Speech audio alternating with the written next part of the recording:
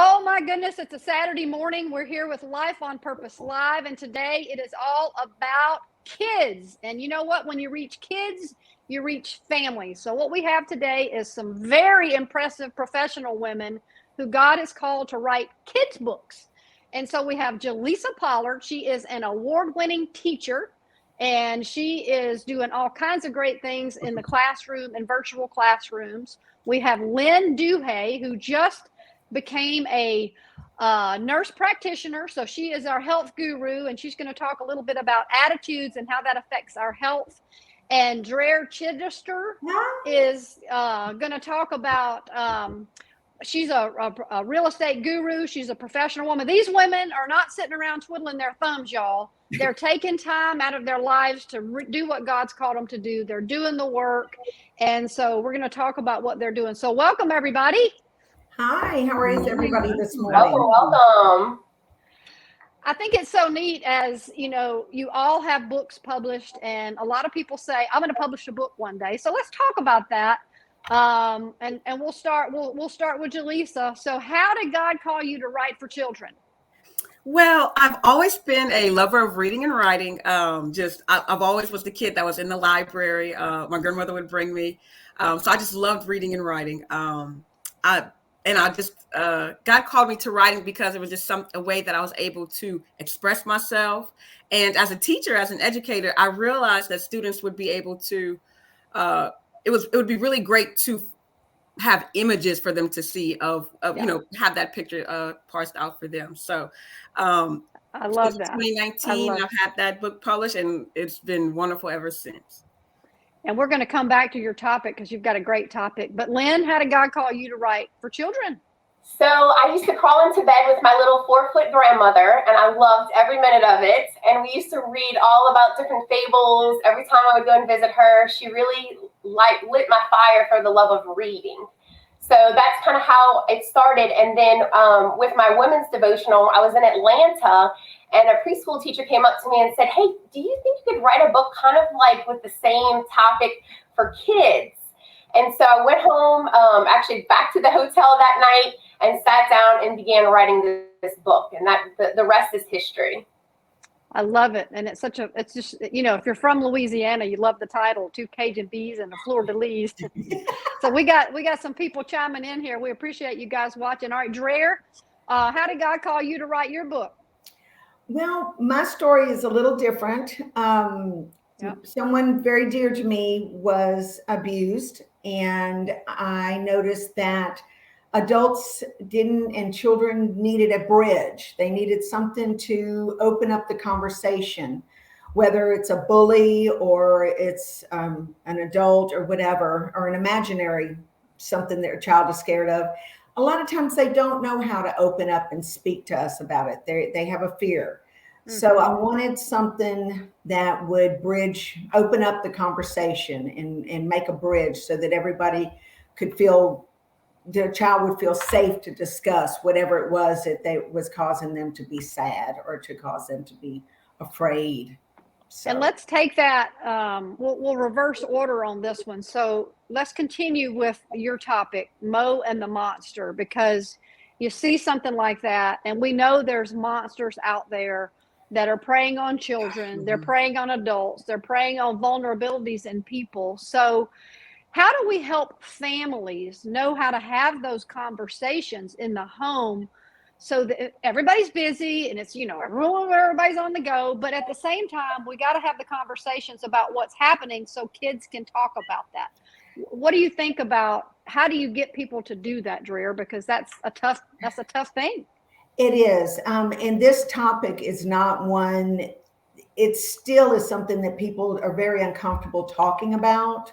Yeah. We something we wish wasn't happening, but unfortunately it is. It's happening all over the world. We have the child trafficking and everything else that's going on now. I think that parents need to just stop for a moment, talk to God, asking for his help in how to open up and relate to their child, but step away from your busy life and just sit down and hold your child for a moment and say, I know something's wrong. Something's here. Something is bothering you. Please, I'm not going to judge you. I'm not going to be mad. Talk to me. And in noticing your child's changing in their behavior, of course, but in their schoolwork, you notice a sudden change in your child's schoolwork. They're not wanting to go to school. They're not wanting to see their friends. All of these things are just signs that people need to be aware of and be open to asking their child. Just talk to them, because that's really well said, because they don't know how. And you hear years later that so many people come to terms with something that happened to them as a child. Exactly. And they, it's been, and Lynn, let's move on to you, because you know the effects of that as a medical person, the stress people feel, the things we carry in our bodies, those have ramifications. And while we want to invite God into that, we also need to have those conversations. So Lynn, that's absolutely right, Beth. And I love what Dreher said. We need to have those hard, tough conversations with our kids and let them know it's okay. It's okay to be able to express their feelings, and nothing is insignificant to God. So why as parents should be insignificant to us? One of the reasons why I wrote, ironically, and Dreher and I have a similar story when it comes to the bullying aspect, because one of the reasons why I chose to write on the Beatitudes is that I started being bullied in kindergarten on the bus, and that continued for a lot of my life. So I wanted to be able to empower young children, even if you are different in some way. God made you different. God made you unique. He made a specific recipe that it's a limited edition for each of us. And so when we embrace that recipe of how God created us and move past our differences, we realize the light that we bring to this world. It has to be different than everybody else, right? Because we can't all be the same. And there's so much power in diversity. And I think the closer we get to that, then there's a healing process that can take place. And I actually work with my patients on inner child healing. Sometimes we have to go backwards and talk about that bully on the bus before we can go forwards.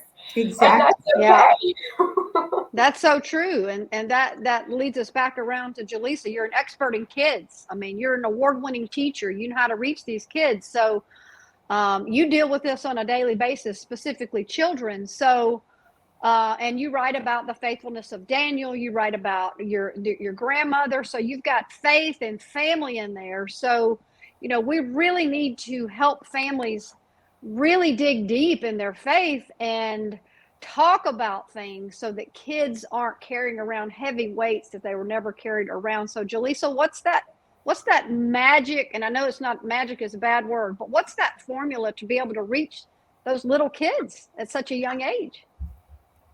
Wonderful question. Thank you so much, Beth. And Jessica, I really thank you. You brought it on home for me as far as reaching back to who we were. Sometimes you have to reach back to understand and grasp, the weight, the gravity of all that our families, that the world is trying to teach us. And as far as the children, I remember something distinctly in a church service. The priest was up there and he said, I think it was around the holiday season, and he said, with everything that we give our children, have you considered at least one spiritual gift to bestow on our children? They have the toys, they have the games, they have, the electronics. But have you considered something that would be worthy of, saving their soul? So I remember when he said that, and I was like, yes, this is my purpose. This is what I was called to bring here, to normalize, to share the stories of the Bible, to share the fruits of the Spirit. This is something that we all need to know.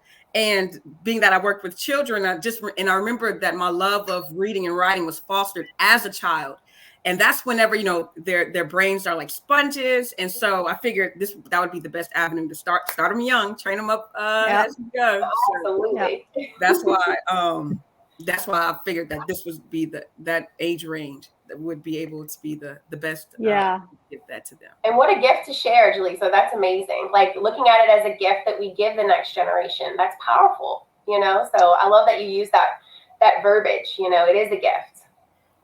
And you know, also the words. Let's talk about the words that we use. Drehr, you know, come back to you. You know, we speak into kids' lives, and you know what Jalissa said is so powerful. You speak a gift, a spiritual gift, and we remind them of that gift. And when you think in terms of the inner strength and the Lord within us and things like that, and dealing with everything everybody's got to deal with, Drehr, how important is it from your perspective to communicate those gifts and those spirits, but at the same time create an atmosphere of authenticity and honesty where kids don't feel guilty or anything like that? Because that's a tough balance.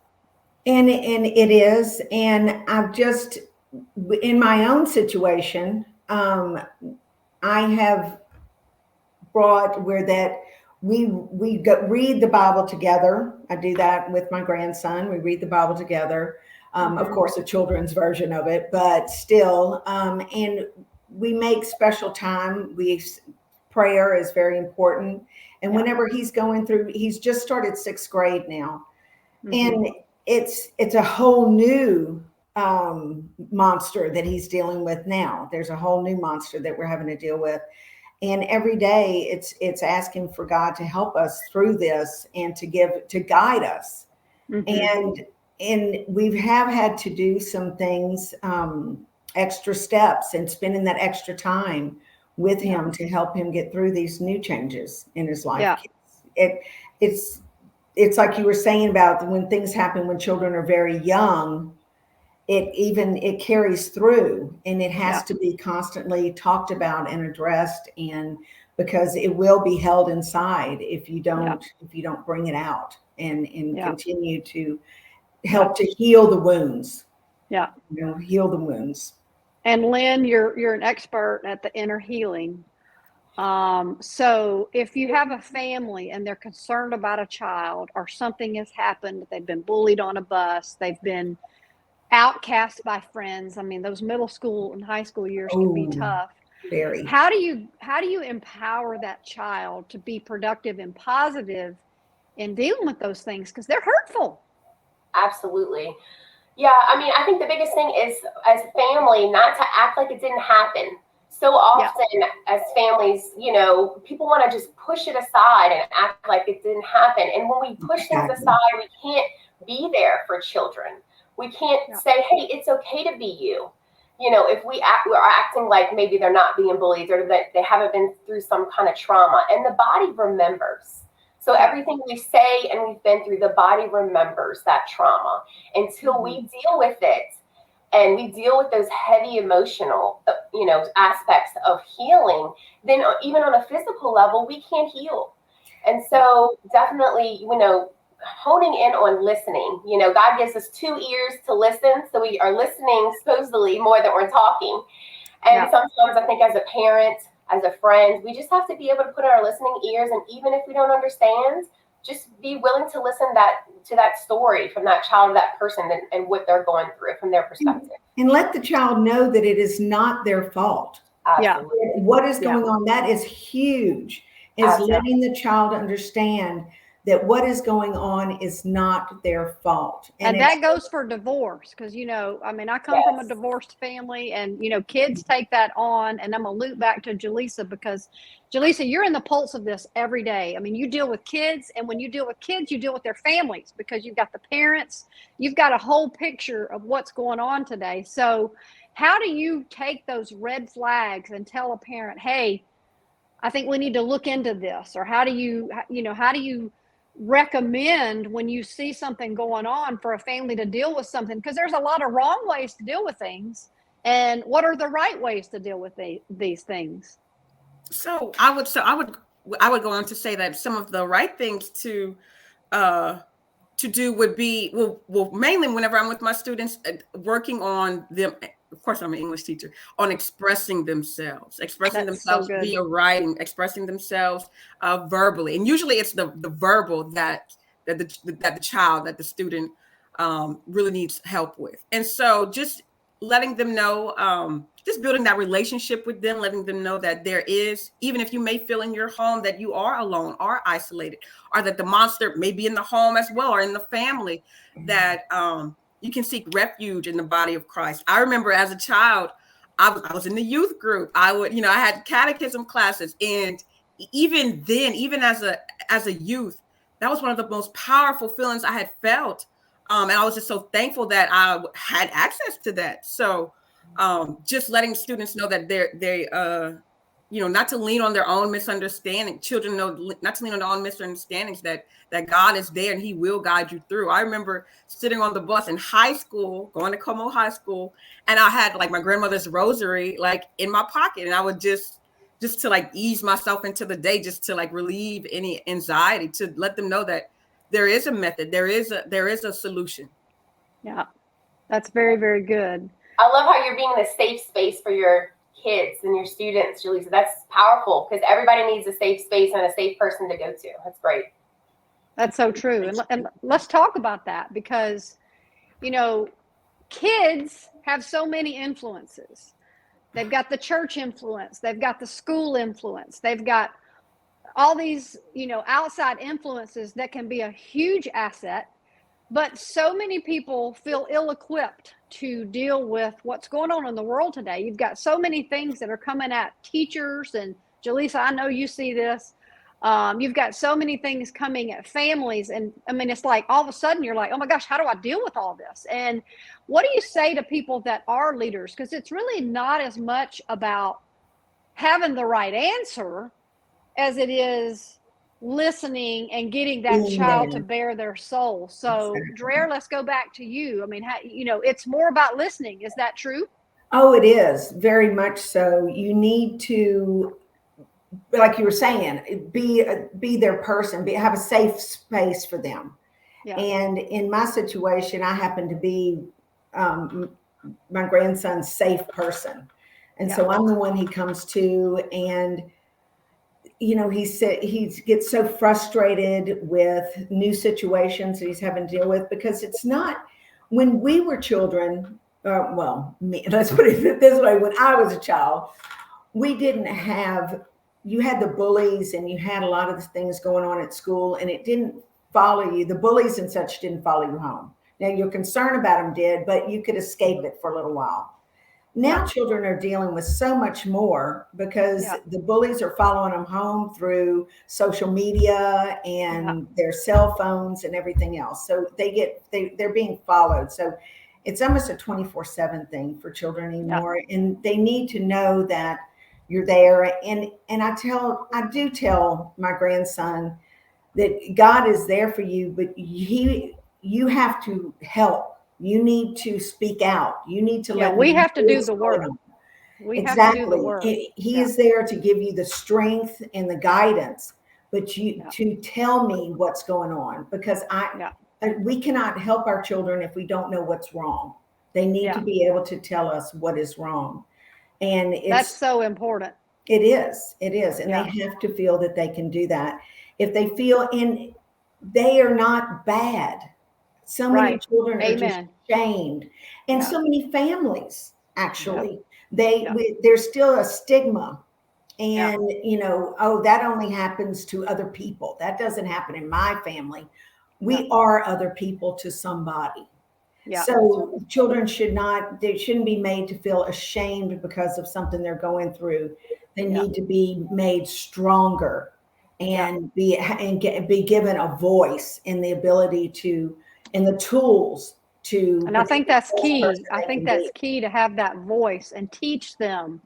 You get to have that voice. And Lynn, one of the things I want you to address is the miscommunication of overactivity. Kids, they may be hyper, but that may be because they're nervous, or that may be because they have something that they're afraid of, and that drives them physically to overact or act out. But sometimes that's the sign itself that they need help. Is that true? Yes, absolutely. Some of the children that need the most love are going to look like the opposite. They're going to be maybe what you would deem a troublemaker at school, or someone that's has, the cactus thorns around them that are hard to love. Those are the kids that sometimes you just want to reach in and give them a big hug and let them know that God loves them, and so do you. I had someone come into my office this week, and this person said, I'm so sorry that I'm so raw. And I said, no, don't be sorry. Sometimes we have to be raw to be able to heal. And so these children need to be able to find adults, find healthcare providers that love them just the way they are, just the way God created them to be. And some of the diagnosis that I've seen as far as the hyperactivity, it could be something that child is nutrient deficient, but yet he's stamped with a tag for life. Yes. And it's so hard for me to see that, because it could be one thing this person is missing for neurotransmitters to take place. So their body is always in fight or flight mode. And maybe their teachers, maybe Jalissa might experience this, where you might have a child that always looks like they're on a treadmill when they walk into the classroom, and it's nonstop, and maybe at home they don't know what to do. So pursuing different avenues to healing and healthcare that are going to help those children get what they need. And that's really my passion, to find them where they are and to meet them where they're at, to provide the care that they need. And Jalissa, as the teacher, as the expert, as the one that knows the methods of getting to a child, because, saying things and doing things are one thing, but actually being able to reach them. So how do you take all of this and be able to develop a plan as a family, or a plan as a church group to be able to really be effective? Because sometimes we do things that are counterproductive, or they're not effective, but we're trying. What are those things that we can do better to actually be able to teach the child to have a voice, or teach the child to really have those conversations? Jalissa, what can we all do better as being teachers? Because we are. Well, and I have heard this echo throughout our wonderful life, but naming it, not pushing it under the rug. And I tell myself each year, I always have that one student who makes me earn my bread, because that one student is there to teach me something. There's a reason why, like you say, there's a reason why you're not sitting down. There's a reason why I can't get to you. So I have to dig deeper. So being able to That's good. Build those relationships, being able to foster those relationships with the parents, like you say, with the community. I start asking the children about themselves and say, hey, you do have a personality, you do have life, you do have value. Share that with me. Express, make sure you're able to express yourself. Jesus came so that we can have life. So let's bring that life out of you. But just what you ladies are doing here in the live, being models of grace, being models for your families, for our communities, letting them know that God is ever present, and this is, our gifts to the world. That's good. Kind of weave all of that, the aspects of our lives together. I think that's really good. And one of the things that I'm going to say, I'm 58 years old. I can look back. I'm a grandparent, but put your phones down, parents. Put your phones down, because I go places, and I had what I called red rules, that when I picked up my kids from school and when I dropped them off from school, that was the beginning of the phones. But I wasn't having any phones at those times, because, and I get it, we work on them and all those things, but when your kid wants to talk to you, there has to be no distractions. Set it down. Put it down, and don't let it be making noise, because, there's nothing that says to a child, I'm not important, more than a half conversation, or no eye contact, or no physical touch, because the touch is the phone. So I just had to add that, because I see that. So what I want to do now, we could talk all day, but we're not going to. I want you each to talk about your books, because you're going to put links in this comments about your books and what people can get for Christmas for their kids, for birthday presents for their kids. And I want you to talk about what's in those books, because all of your books are different, but they're awesome. And Jalissa, start with that, because you've got 2 books, and tell everybody, show your picture of your books, and let's talk about what people can get, because you're not just getting them on the live, you can get them via their books. And this is a very important thing. So Jalissa? Absolutely. So I do have 2 books. My first book is My Grandma is a Lady. That was published in 2019. And it was a tribute to my grandmother who raised me. And I was just being able to witness her faith in all aspects of our lives. So just the way that we went to church on Sunday and how she prayed the rosary with her friends in the park in the morning, and how it took me as an adult to realize how it really was truly embedded in all aspects of our lives. And it was just made me so much better for it. The second book is The Faithfulness of Daniel. This is actually part of a book series that feature characters from the Old Testament. So I was like, I have to do Daniel in the lion's den to show the excellent spirit of Daniel, how Daniel didn't give up on God, even in the face of lions. So those are my two books. Those are great. And those are great topics. And to be able to read those with your kids is really good. Okay, Lynn? Oh, Miss B buzzing? Yes, I also have two books. One is a women's devotional. It's called The Love Beyond Fairy Tales. So that's what started me on this book excursion. And then, of course, two Cajun bees and a fleur-de-lis. So a little bit about A Love Beyond Fairy Tales. When I was a little girl, I'm sure you guys may be able to relate to this. You know, I thought there was going to be this man on this horse who's going to rescue me, and all this thing, you know, all this stuff was going to happen. I was going to be a princess in a castle, and that's not exactly how life went. And so just kind of embracing how we can still live God's abundant life and be all that we were called to be. So that is the devotional. And then two Cajun bees and a fleur-de-lis are about the Beatitudes, which the Bible talks about it. They spell it a little different than I do. I get it now. Yes. Okay, so obviously I'm all about my Beatitudes, but it's just a way, it talks about it in Matthew. Beatitudes mean blessings. So this is a way of passing on blessings to the next generation and giving them a roadmap of what's going to bring them joy in their life, and helping them to just guide them step by step, encouraging them that if they don't look like everybody else and they do things a little different, that's okay. That's probably how God created them. And so they need to just push forward, push through, find some great friends to be able to do life with that are able to just embrace them for who they are.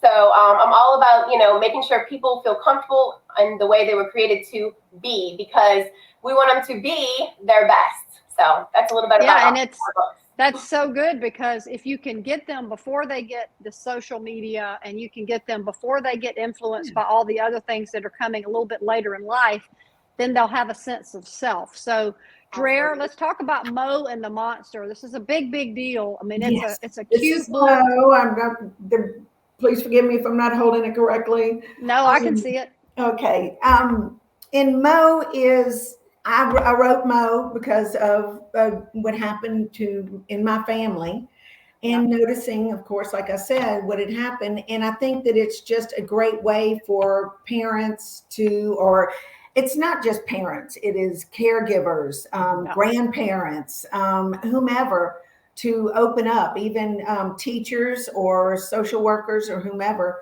a way to open up the conversation with these children, because it really does need to happen. You know, and you had mentioned about divorce, and divorce is that, actually, I'm working on a book about that topic right now, as a matter of fact, but kids tend to blame themselves for things that are going on in their lives, instead of understanding that this is not their fault. So it's a way. It's so true.